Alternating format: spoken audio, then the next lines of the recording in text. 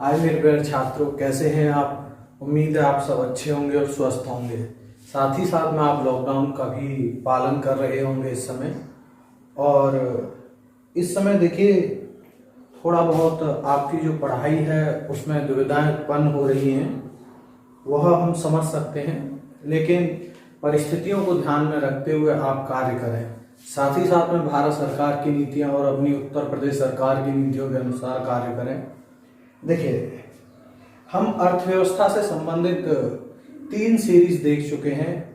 आज हम उसी क्रम में अर्थव्यवस्था से संबंधित चौथी सीरीज पर बात करेंगे। अर्थव्यवस्था से संबंधित इकोनॉमी, आज हम 4th सीरीज पर बात करने वाले हैं और बहुत ही अच्छी चीज बात करने वाले हैं।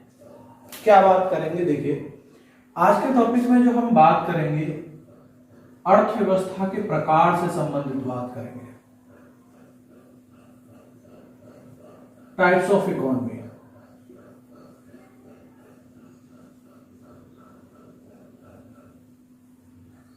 आज हम जो इस क्लास में जो चर्चा करेंगे, टाइप्स ऑफ इकोनॉमी के अर्थव्यवस्था के प्रकार क्या होते हैं। यहां से बहुत सारे प्रश्न पूछे जाते हैं। जैसे देखिए, पूंजीवादी अर्थव्यवस्था क्या होती है, समाजवादी अर्थव्यवस्था क्या है, या कभी कभी साम्यवादी अर्थव्यवस्था भी पूछ लिया जाता है। या जैसे देखें, विकासशील अर्थव्यवस्था है, अल्प विकासशील अर्थव्यवस्था है, या विकसित अर्थव्यवस्था क्या होती है वह भी पूछ ली जाती है। या देखें, कुछ चीजें और भी पूछ ली जाती हैं, जैसे बंद अर्थव्यवस्था है, खुली अर्थव्यवस्था है, ये भी पेपर में आपके पूछ ली जाती है। तो आज हम जो अर्थव्यवस्था के जो प्रकार हैं उनको एक नए स्वरूप से और एक क्रमबद्ध रूप से पढ़ने की यहाँ पर कोशिश करेंगे। देखिए प्यारे छात्रों, हम जो अर्थव्यवस्था है इसको हम 3 आधारों पर विभाजित करते हैं। Economy is the divided of 3 parts या बेसिस ऑफ 3 पार्ट्स। जैसे विभाजित करेंगे हम उसमें एक, देखिए इसमें सबसे पहले करते हैं हम नियंत्रण स्वरूप अर्थव्यवस्था होती है। एक जो अर्थव्यवस्था का प्रकार होता है नियंत्रण स्वरूप अर्थव्यवस्था है, यानी control based economy.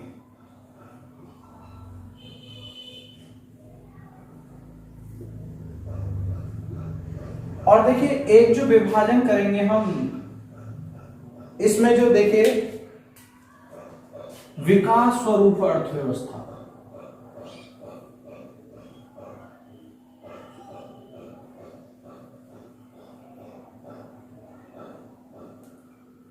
Development based economy, एक बात करेंगे। और देखिए प्यारे छात्रों, एक हम बात करेंगे वैश्विक स्वरूप अर्थव्यवस्था की बात करेंगे।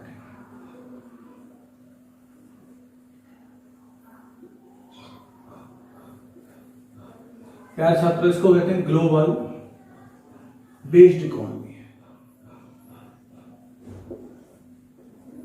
हम इन 3 आधारों पर अर्थव्यवस्था का विभाजन करते हैं। और देखिए, जैसे नियंत्रण स्वरूप में हम इसको भी विभाजित कर लेते हैं। ये 3 रूपों में है मेरे प्यारे छात्रों। जैसे एक होती है पूंजीवादी अर्थव्यवस्था, कैपिटलिज्म इकोनॉमी।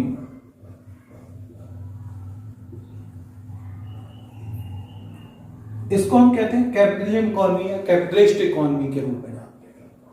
दूसरी प्यारे छात्रों एक होती है राज्य अर्थव्यवस्था होती है। और मेरे प्यारे छात्रों, इसमें राज्य अर्थव्यवस्था में 2 स्वरूप हम देखेंगे, इसमें कोशिश करेंगे उनको समझने की। एक जिसमें समाजवादी अर्थव्यवस्था है, जिसको हम सोशलिस्ट इकोनॉमी कह देते हैं। और एक मेरे प्यारे छात्रों, एक और नाम सुना, कम्युनिस्ट इकोनॉमी, जिसको हम साम्यवादी अर्थव्यवस्था कह देते हैं।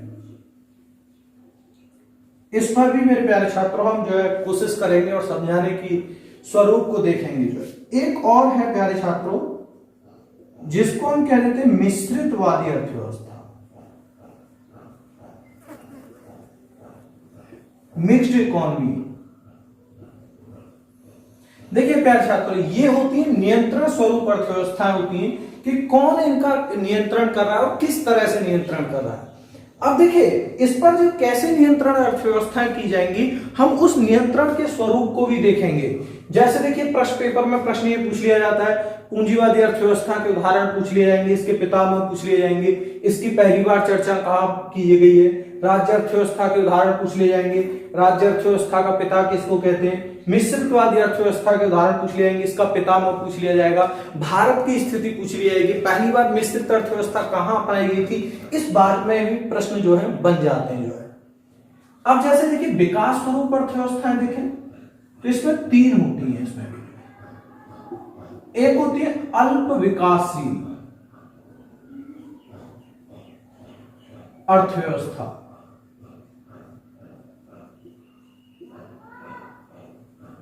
अनडेवलपिंग इकोनॉमी हम इसको कह सकते हैं जो है।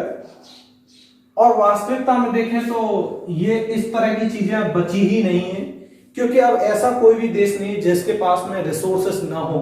थोड़े बहुत रिसोर्सेस हैं और प्रत्येक देश उनका प्रयोग भी कर रहा है। एक जैसे देखेंगे हम विकासशील अर्थव्यवस्था, डेवलपिंग इकोनॉमी, और एक प्यारे छात्रों एक होती है विकसित अर्थव्यवस्था।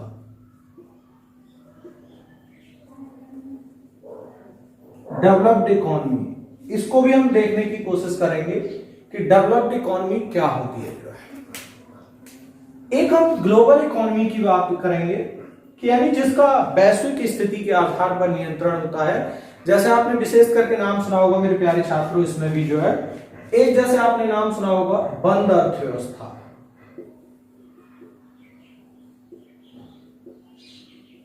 जिसको हम क्लोज्ड इकोनॉमी भी कह देते हैं। और एक मेरे प्यारे छात्रों एक सुना होगा खुली अर्थव्यवस्था।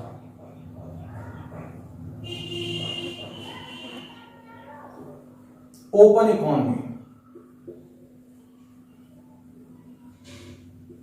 देखिए आज की हमारी जो क्लास की जो चर्चा रहेगी, इन्हीं आधारों को लेकर के चर्चा रहेगी कि ये चीजें हैं क्या। तो इसका एक बार आप स्क्रीनशॉट ले लेंगे और उसके बाद में फिर हम एक एक अर्थव्यवस्था को उठा करके इसमें देखते हैं। चलिए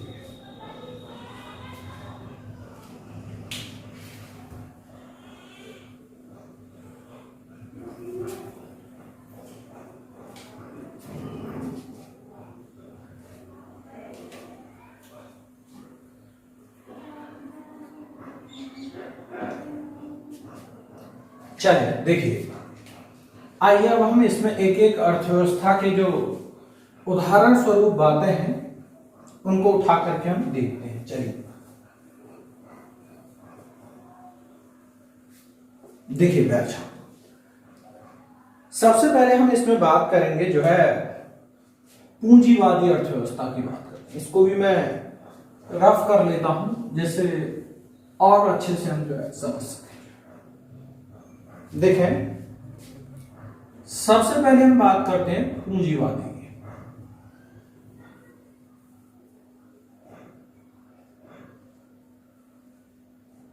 देखिए प्यारे छात्रों, जो पूंजीवादी अर्थव्यवस्था है इसको हम बाजारवादी, मार्केटाइजेशन इकोनॉमी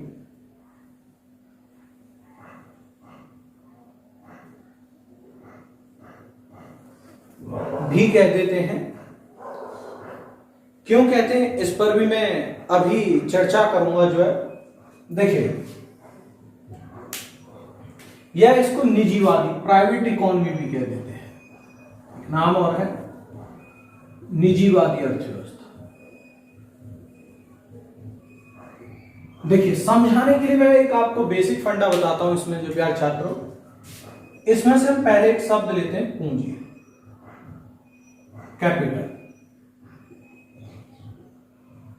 इधर से एक शब्द ले लेते हैं हम बाजार, मार्केट।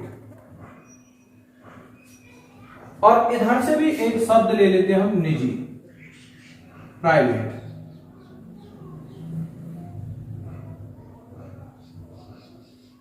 अब देखिए समझने की कोशिश करें। जो पूंजी पर जो अधिकार है वो किसका हो, किसी निजी व्यक्ति का हो, और इसी निजी व्यक्ति ने किसका विकास किया हो, बाजार का विकास किया हो। तो जब कभी भी पूंजी किसी विशेष वर्ग के पास में होती है और साथ ही साथ वही बाजार का विकास करता है, तो मेरे प्यारे छात्रों, ऐसी अर्थव्यवस्था को हम पूंजीवादी यानी कैपिटलिस्ट इकोनॉमी कहते हैं। इस अर्थव्यवस्था में जो ग्राहक होता है, जो उपभोक्ता है, उपभोक्ता की मांग क्या है, डिमांड क्या है, इस डिमांड पर जो ध्यान दिया जाता है वो कहां सीधा दिया जाता है, बाजार में दिया जाता है।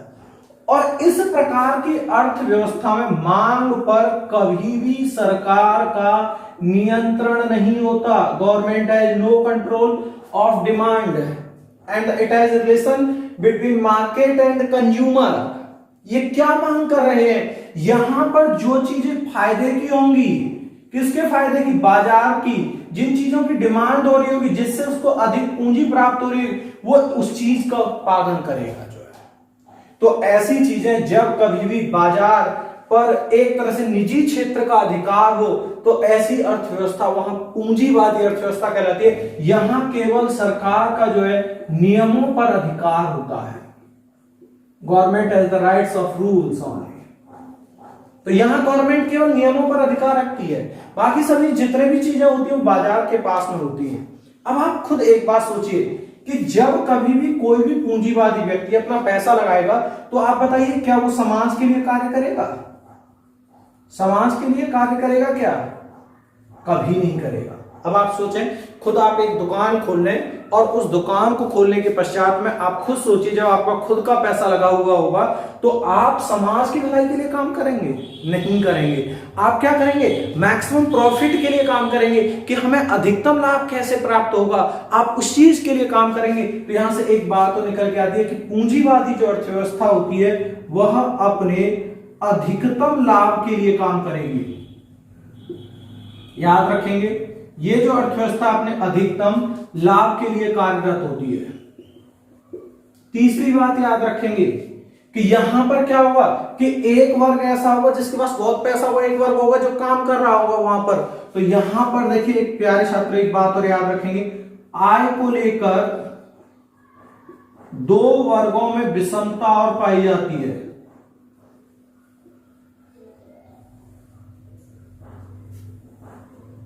ये आय को लेकर के इनके बीच में जो इनकम होगी उसको लेकर के विषमता पाई जाएगी। और जब कभी भी ऐसी स्थिति पाई जाए कि दो वर्ग हैं, मान लीजिए एक मैं हूं और एक मान लीजिए मैं अपना कंपैरिजन अंबानी साहब से करूं, तो आप सोचिए अंबानी क्या है, मेरे कंपैरिजन में वह अधिक रिच पर्सन है। अब ऐसा नहीं, चीजों की तो मेरी की भी जो आवश्यकता है वो पूरी हो रही है, लेकिन मैंने कंपैरिजन किया, दोनों के मध्य में कंपैरिजन किया तो आय को लेकर के हमारे बीच में विषमता है।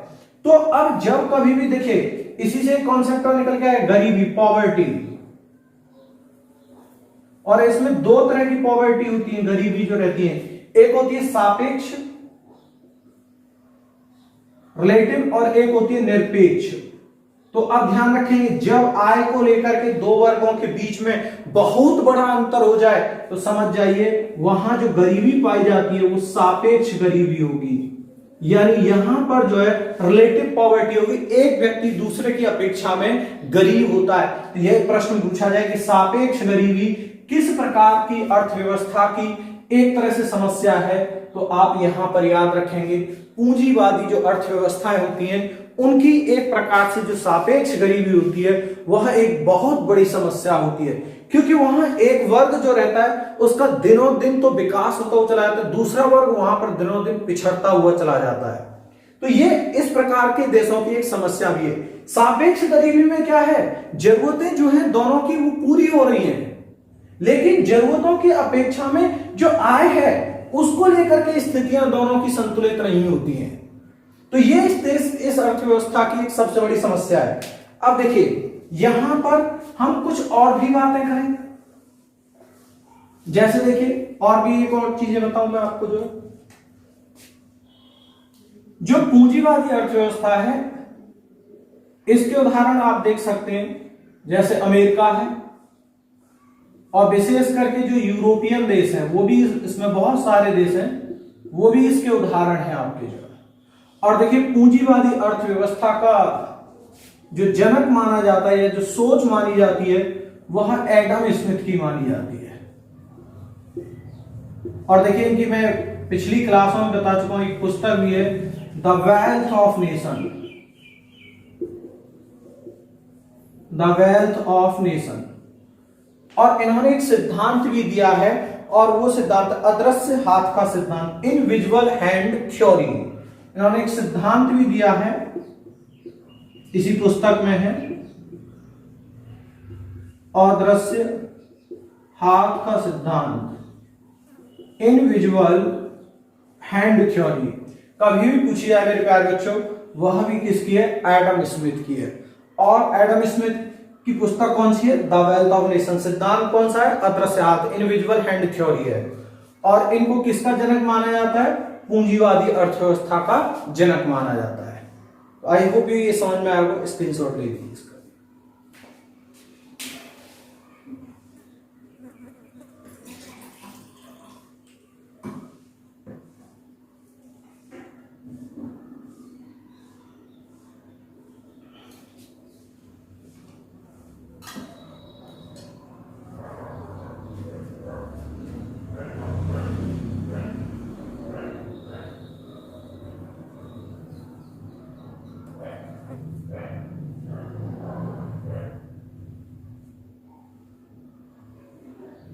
चलिए और देखते हैं, नेक्स्ट पॉइंट देखते हैं।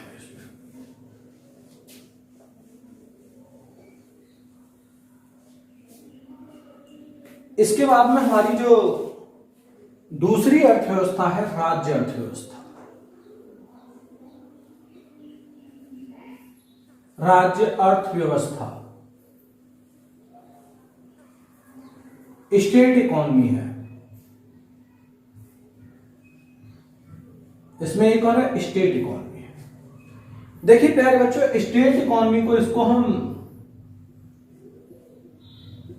समाजवादी या फिर साम्यवादी, थोड़ा अंतर भी है इनमें, उसको भी देखेंगे। साम्यवादी, कम्युनिस्ट अर्थव्यवस्था भी कह देते हैं हम इसको। क्या है उस पर भी मैं बात करूंगा अभी जो है। देखिए चलिए पहले समाजवादी पर ही बात कर लेते हैं, सोशलिस्ट इकोनॉमी।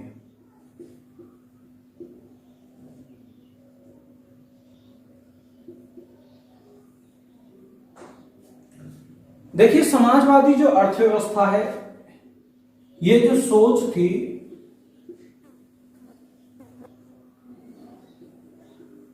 एक जर्मन दार्शनिक थे, फिलोसफर, नाम सुना होगा अगर आपने, जो है जर्मन दार्शनिक हैं कार्ल मार्क्स। और देखिए इसको कार्ल मार्क्स अर्थव्यवस्था भी कह देते हैं हम, जो है इन्हीं की ये देन है जो समाजवादी अर्थव्यवस्था है। अब ये क्या थी समाजवादी अर्थव्यवस्था, इस पर बात कर लेते हैं। देखिए इसमें दो शब्द हैं, एक समान और एक तरह से वाद, और तीसरा एक आपको दिखाई दे रहा हो अर्थव्यवस्था। ऐसी अर्थव्यवस्था जो समाज के लिए कार्य करती है। समाज के लिए क्या कार्य करेगी? सीधी सी बात है, समाज के लिए क्या कार्य करेगी? भलाई के लिए कार्य करेगी।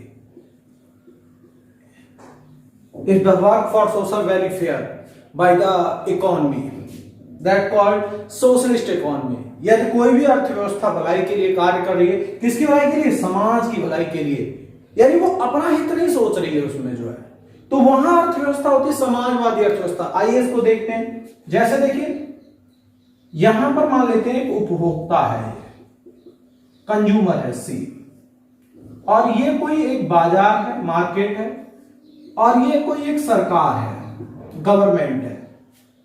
तो इस जो अर्थव्यवस्था जो होती है, इसमें क्या होता है कि इसमें उपभोक्ता बाजार से या बाजार उपभोक्ता से नहीं जुड़ा होता, कि उपभोक्ता को क्या मांग है, क्या चीज की डिमांड कर रहा है, ये बाजार से नहीं करता सीधा, ना ही बाजार से ये जुड़ा हुआ होता है।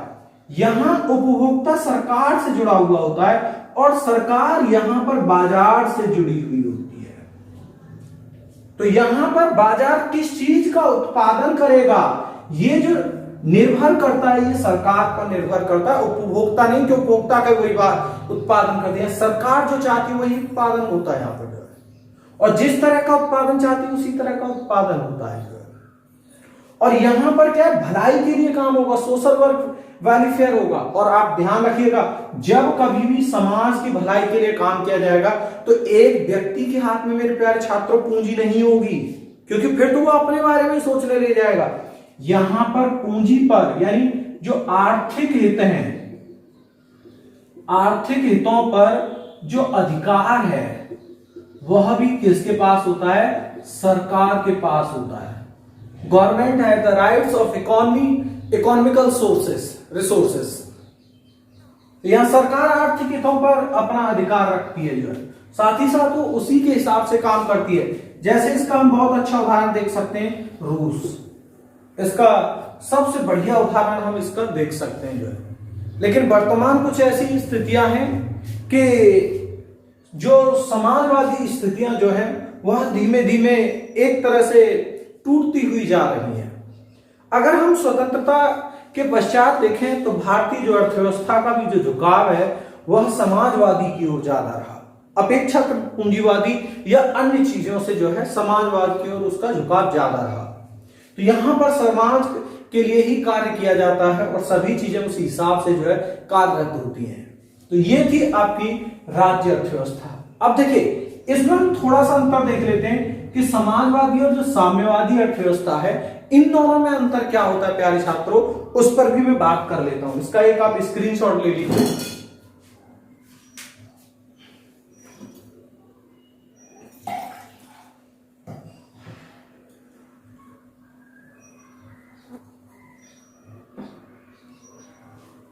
चलिए देखें, थोड़ा इन चीजों में भी मैं आपको जो है अंतर बता देता हूं कि साम्यवादी में क्या अंतर है, समाजवाद। देखिए,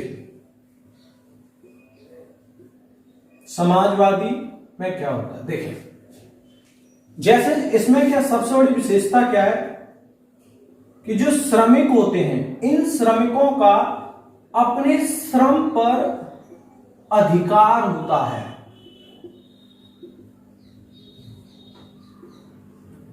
worker has the rights of work. ये जो काम करेंगे वो इनका अपना काम है, जो कमाएंगे इनका अपना है, जितने घंटे चाहेंगे उतने घंटे जो काम करेंगे पैसा मिलेगा, इनका सब अपना है। तो यहां पर जो श्रम होता है वो श्रमिक का होता है। केवल यहां पर जो सरकार होती है, सरकार का अधिकार केवल आर्थिक स्रोतों पर होता है। Government has the rights only economical sources, not work. यहां श्रम पर अधिकार नहीं होगा। मैं जो काम कर रहा हूं, जैसे मैं पढ़ा रहा हूं इस समय, तो ये मेरा श्रम है, तो इस पर सरकार का कोई अधिकार नहीं है। यहां से मैं जो कमाऊंगा वो मेरा है। लेकिन जैसे तेल है, डीजल है, अन्य चीजें हैं, जो आर्थिक संसाधन है, इकोनॉमिकल रिसोर्सेज है, उन पर सरकार का अधिकार है। मैं किसी कंपनी में काम करूंगा, वहां से कमाऊंगा, वो मेरा है, उस पर सरकार का अधिकार नहीं कमाने पर। लेकिन अन्य चीजें जो प्रॉपर्टी है, उन सब पर राइट से सरकार का है। तो ये जो समाजवादी अर्थव्यवस्था में होता है, और इसका मैंने बताया बेहतर जो उदाहरण है वो रूस है जो है। चलिए आइए दूसरी बात कर लेते हैं हम, जो एक इसी में साम्यवादी अर्थव्यवस्था की भी बात कर लेते हैं। देखिए, जिसको हम कम्युनिस्ट इकोनॉमी कहते थे, साम्यवादी अर्थव्यवस्था, इसका उदाहरण जो है इस समय देख सकते हैं आप, चाइना। इसमें क्या होता है, जो इसमें क्या आर्थिक संसाधन के साथ साथ आर्थिक संसाधन प्लस श्रमिकों का श्रम, इन दोनों पर ही अधिकार सरकार का है। श्रमिकों का अपने श्रम पर भी अधिकार नहीं होता है। मैं जो कर रहा हूं उस पर भी मेरा राइट्स नहीं है, गवर्नमेंट का राइट्स है। तो ये जो सबसे बड़ी बात है कि यहां श्रमिकों पर भी अधिकार सरकार का है, वहां श्रमिकों पर अधिकार सरकार का नहीं है। यही सबसे बड़ा अंतर है। और देखिए साम्यवादी की दूसरी बात क्या होती है, एक और विशेषता इसमें जो है कि जैसे चाइना में आप देख सकते हैं एक देश एक सरकार, वन नेशन वन गवर्नमेंट। यहां पर ये नहीं कि वन नेशन टू गवर्नमेंट या अन्य कोई चीजें, यहां ऐसा नहीं है। यहां पर सभी चीजें एक ही स्थिति में रहती है।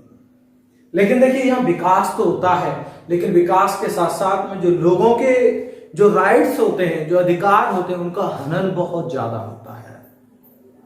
इसकी स्थिति आप चाइना में देख सकते हैं। लेकिन इससे विकास की ओर भी अग्रसर होते हैं, तो हम उन पर ज्यादा बात नहीं करेंगे। चलिए इसका भी आप एक स्क्रीनशॉट ले लेंगे, फिर हम बात करते हैं।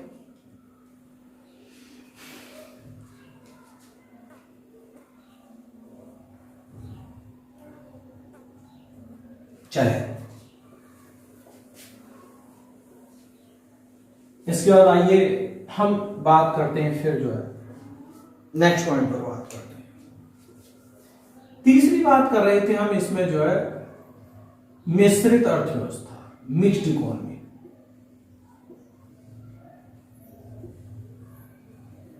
इसको हम कहते हैं मिक्स्ड इकोनॉमी।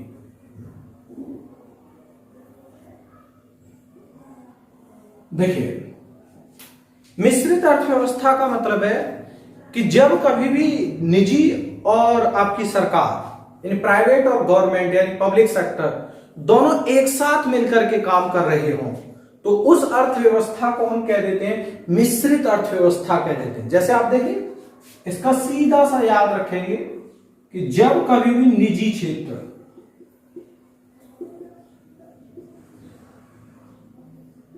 प्राइवेट सेक्टर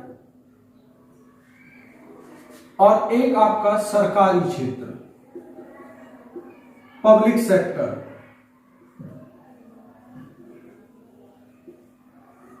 ये दोनों एक साथ मिलकर के काम कर रहे हो, कार्य करते हो, तो ऐसी अर्थव्यवस्था आपकी मिश्रित अर्थव्यवस्था कहलाती है। देखिए इसका जन्म क्यों हुआ और किस तरह, देखिए इसके जो जन्मदाता हैं, एक नाम सुना होगा जॉन मेनार्ड कीन्स। इसके जो फादर माने जाते हैं ये एक ब्रिटिश अर्थशास्त्री थे। इनको इसका जो है पितामह माना जाता है। मेरे प्यारे छात्रों देखें इसका जन्म क्यों हुआ। देखिए जब 1929 में अमेरिका में महामंदी का दौर आया तो उससे देखा गया कि जो पूंजीवादी अर्थव्यवस्थाएं हैं वह बिल्कुल डूबने के कगार की ओर चली गई। तो उनसे देखा गया कि यह एक बेहतर विकल्प नहीं है। तो इसके बाद में एक ये नया विकल्प आया और इसी विकल्प को जॉन मेनार्ड कीन्स के द्वारा दिया गया था। तो 1929 की महामंदी से निकलने का एक स्वरूप बताया गया था, ग्रेट रिसेशन से महामंदी, और ये अमेरिका के कारण थी 1929-30 में। तो साथ ही साथ में देखिए मिश्रित अर्थव्यवस्था को यदि हम बात करते हैं, पहली बार 1940 में फ्रांस के द्वारा अपनाया गया था इसको।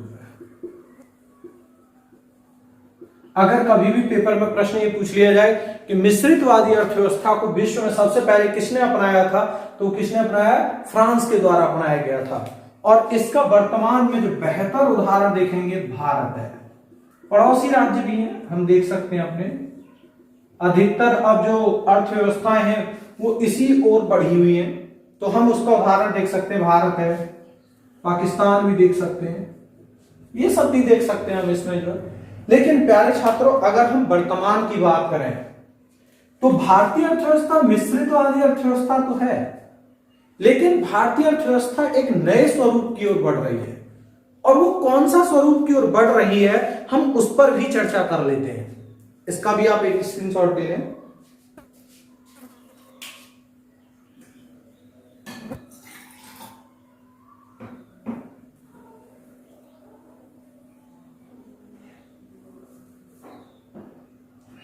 चलिए देखते हैं। देखिए थोड़ा सा हम चलेंगे स्वतंत्रता के पश्चात के बाद में चलेंगे तो भारतीय जो अर्थव्यवस्था थी उसका समाजवाद की ओर अधिक झुकाव था। कारण था क्योंकि भारत एक नया नवीला राष्ट्र था और स्वतंत्र हुआ था, और उसके पश्चात में समस्या ये थी कि यदि हम पूंजीवाद को बढ़ावा दे देते तो यहां पर रह रहे लोग उसको अडॉप्ट नहीं कर पाते, क्योंकि उनकी स्थितियां नहीं थी उस तरह की जो है। तो इसी कारण से हमने अपना झुकाव जो है समाजवाद की ओर रखा है। लेकिन फिर भी हमारे यहाँ पर जो निजी क्षेत्र था वो कार्यरत था, लेकिन निजी क्षेत्र में भारत का ही निजी क्षेत्र था। हमने विदेशी जो कंपनियां थी उनको अपने यहाँ पर बढ़ावा नहीं दिया था स्वतंत्रता के बाद। जो भारत की कंपनियां थी वही यहां पर कार्यरत थी। तो ऐसी स्थिति में क्या होता है कि 1990 में 1990 में एक आपने पहले एक था यूएसएसआर, जिसको हम सोवियत संघ भी कह देते हैं, सोवियत संघ रूस के रूप में भी जान देते हैं। तो 1990 में इसका भी क्या होता है, विघटन हो जाता है और भारत में अन्य कुछ स्थितियां और बनती हैं, और 1991 में जो भारतीय अर्थव्यवस्था है यह मंदी, 1991 से ही कहें तो भारतीय अर्थव्यवस्था मंदी की चपेट में आ जाती है।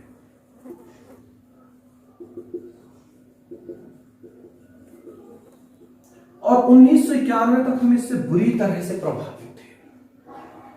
अब समस्या ये थी कि अब इस मंदी यानी जो रिसेशन था इससे कैसे निकला जाए। विश्व बैंक के पास भी गए, उसने भी पैसा नहीं दिया। अब अर्थव्यवस्था डूब रही थी जो है, और आपको बताओ इतना केवल धन बचा हुआ था कि उससे आगामी 15 दिनों तक ही हम जो है बीओपी, बैलेंस ऑफ पेमेंट को संतुलित कर सकते थे। तो अब यहां समस्याएं उत्पन्न होने लगी। तो इसी समय जो सरकार भी जो थी मोरारजी देसाई की सरकार थी, सॉरी पीवी नरसिम्हा राव की सरकार थी। इस समय जो है प्रधानमंत्री थे नरसिम्हा राव, और इसी समय एक मॉडल लाया गया एलपीजी। एल फॉर याद रखेंगे लिबरलाइजेशन है, पी प्राइवेटाइजेशन है, जी ग्लोबलाइजेशन है। यानी इसको यह देखते हैं, लिबरलाइजेशन उदारीकरण, प्राइवेटाइजेशन यानी निजीकरण, ग्लोबलाइजेशन वैश्वीकरण। ऐसा मत करना प्यारे छात्र एलपीजी पूछा जाए 1991 में एलपीजी का दौर क्या था कि लिक्विड पेट्रोलियम गैस का दौर था, ऐसा मत कर देना गलती से भी। तो उदारीकरण, निजीकरण और वैश्वीकरण। उदारीकरण का मतलब क्या होता है, नियमों और नीतियों को सरल बना दे, नियमों और नीतियों को सरल। निजीकरण का मतलब क्या होता है कि पूंजी, निजीकरण का मतलब निजी क्षेत्र की ओर अधिक ध्यान, यानी public sector to private sector अधिक ध्यान। और वैश्वीकरण का मतलब क्या होता है, अपनी अर्थव्यवस्था को विश्व से जोड़ देना। तो इसी समय हमने जब इस एलपीजी को मॉडल को अपनाया तो उसी एलपीजी के मॉडल से हम इस जो मंदी जैसी स्थिति थी इससे हम बाहर निकले, और फिर इसी एलपीजी के पश्चात यानी इस मॉडल को अपनाने के पश्चात हम जो है वर्तमान समय में जो हमारी मिश्रित अर्थव्यवस्था है इससे हम जो बढ़ने लगे आगे की ओर, वो बढ़ने लगे पूंजीवादी की ओर। तो भारत, अगर प्रश्न ये पूछा जाए कि भारत 1991 के पश्चात आफ्टर द 1991 के पश्चात किस अर्थव्यवस्था की ओर बढ़ रहा है, तो मेरे प्यारे छात्रों आपको याद रखना है कि भारत जो है बढ़ रहा है वो किसकी ओर, पूंजीवादी की ओर। लेकिन याद रखेंगे अभी भी है कौन सा, मिश्रितवादी। क्योंकि हमने परिपूर्ण मॉडल नहीं अपनाया कैपिटलिज्म का भी जो है। अभी हम हैं मिक्स्ड इकोनॉमी के उदाहरण, लेकिन बढ़ रहे हैं 1991 के बाद में पूंजीवादी अर्थव्यवस्था की ओर जो है। तो इस बात को भी याद रखेंगे। तो ये एलपीजी का एक नया मॉडल का स्वरूप है जो है। इसका एक स्क्रीनशॉट ले लेंगे, फिर आगे बात करते हैं जो है।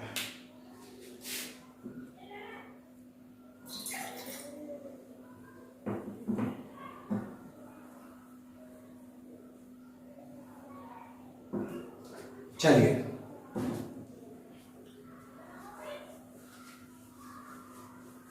नेक्स्ट बात करते हैं हम इसमें, फिर हम विकास के आधार पर। चलिए अब हम यहां पर प्यारे छात्र बात कर रहे हैं विकास के आधार पर, जिसमें मैंने सबसे पहले आपके लिए लिया था एक अल्प विकासशील। एक अर्थव्यवस्था का मैंने उदाहरण लिया था, यहां पर मैंने आपके लिए अल्प विकासशील का लिया था, जिसको अनडेवलपिंग कह देते हैं। वास्तविक रूप में ऐसा कोई स्वरूप अब बचा नहीं है। इसका मतलब है कि ऐसा कोई भी देश जिसके पास में संसाधन ना हो, तकनीकी ना हो,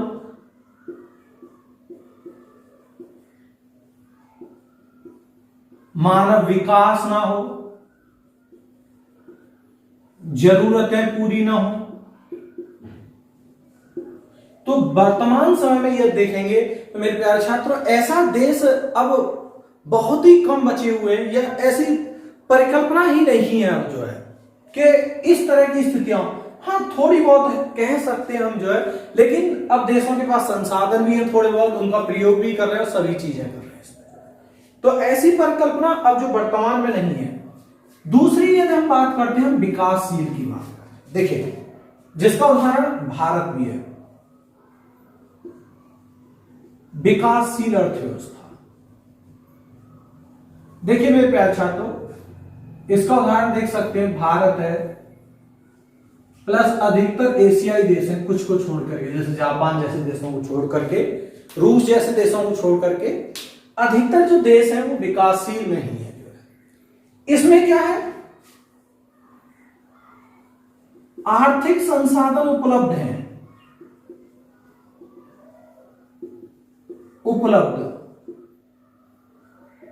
लेकिन इनका प्रयोग करना सीख रहे हैं। प्रयोग पूर्ण रूप से नहीं है, इसमें हम सीख रहे हैं। दूसरी बात क्या है छात्र, तकनीकी का अभाव है, तकनीकी का अभाव है। तो इसमें क्या है, दूसरे देशों पर निर्भरता है अभी जो है, परिपूर्ण नहीं लेकिन फिर भी है। जैसे भारत को आप देख सकते हैं रिसोर्सेस हैं, लेकिन अभी क्या हमारी जो डिपेंडेंसी है वो टेक्नोलॉजी में दूसरे देशों पर है, दूसरे देशों पर निर्भरता है। तीसरी बात क्या है, लोगों की जरूरतें पूर्ण रूप से नहीं है। जो बेसिक नीड्स हैं, जैसे आप देख सकते हैं अभी बेसिक नीड्स का मतलब शिक्षा है, इसका भी अभाव रहता है। जो स्वास्थ्य है उसको देख सकते हैं हम, इसमें जो है खाद्यान्न का स्वरूप की बात कर सकते हैं, गरीबी जैसी स्थितियों की बात। तो ये जो है अभी इन देशों की स्थितियों में बनी हुई है जो है। तो ये जो ऐसे देश हैं ये विकासशील देश हैं, ये थोड़े बहुत अपने विकास के लिए दूसरे देशों पर ये एक तरह से डिपेंड रहते हैं ये जो है। तो हम इसको कहते हैं विकासशील देश कहते हैं जो है। यदि मैं तीसरी बात करूं, विकसित देशों की बात करूं, अब प्यारे छात्रों हम इसमें तीसरा विकसित देश की बात कर लेता हूं, जिसको हम डेवलप्ड कंट्री कह देते हैं।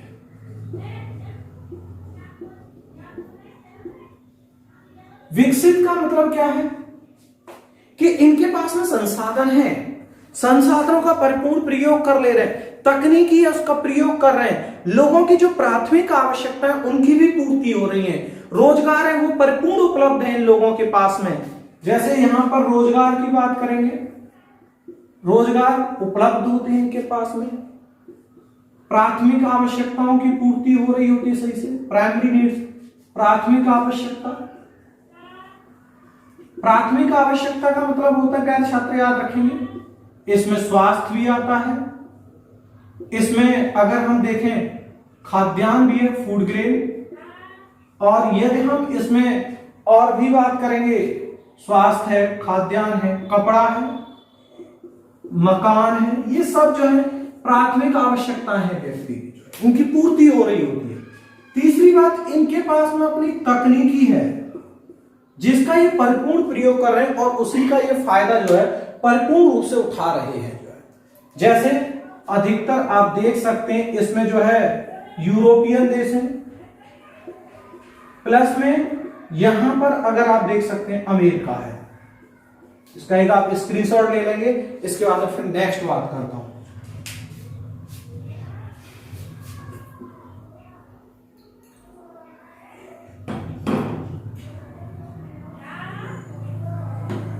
चलिए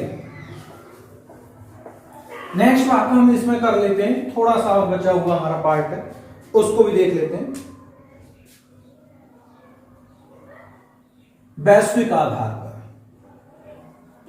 ग्लोबल बेस्ड इकोनॉमी, दो थी मैं बता चुका हूं आपको, जो है एक बंद अर्थव्यवस्था है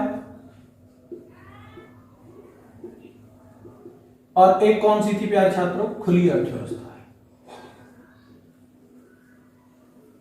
इसको हम क्लोज्ड कह देते हैं, इसको ओपन इकोनॉमी कह देते हैं। अब देखिए ये क्या है, इस पर मैं बताता हूं, बहुत सरल है इसको सीखना। तो जो है क्या होती हैं चीजें, देखो एक शब्द होता है आयात होता है मेरे प्यारे छात्रों, जिसको हम इंपोर्ट कह देते हैं, और एक प्यारे छात्र होता है निर्यात, जिसको हम एक्सपोर्ट कह देते हैं। तो देखो इसमें से मैं ले लू आई, एक शब्द आई माइनस एम बराबर 0 हो जाए, यानी जब कभी भी आयात और निर्यात किसी देश में नहीं हो पा रहा हो, जब नहीं होगा तो 0 होगा। आयात का मतलब न तो खरीद पा रहा हो न बेच पा रहा हो, तो ऐसी अर्थव्यवस्था को हम कहते हैं बंद अर्थव्यवस्था। जैसे हो सकता है कोई प्रतिबंध लग जाए उसके कारण, जैसे थोड़ा बहुत हम इसका उदाहरण एक मेरे प्यारे छात्र देख सकते हैं, नॉर्थ कोरिया देख सकते हैं, कि ये ऐसी स्थितियां होती हैं कि जब आपके प्रतिबंध या अन्य चीजों के कारण आपके साथ में कोई न तो आयात कर रहा है न कोई निर्यात कर रहा है।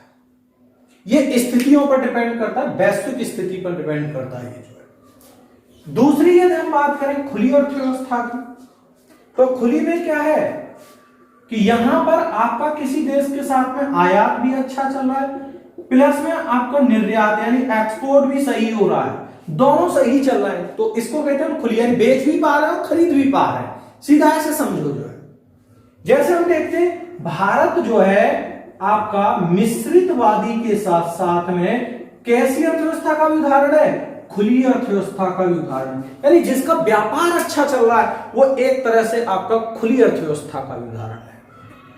तो यहां पर मेरे प्यारे छात्रों हमने इस वैश्विक आधार को भी देखा। तो मेरे प्यारे छात्रों आज हमने अर्थव्यवस्था के जो प्रकार हैं उन पर चर्चा की।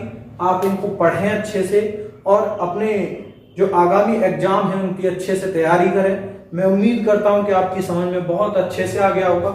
यदि आप इसको अच्छे से समझ गए हैं तो अपने दूसरे जो सहपाठी हैं उन तक भी इस कक्षा को पहुंचाएं, जिससे वह भी इसका एक तरह से आनंद ले सकें। तो आप उम्मीद करता हूं कि आप अच्छे रहेंगे और स्वस्थ रहेंगे। धन्यवाद।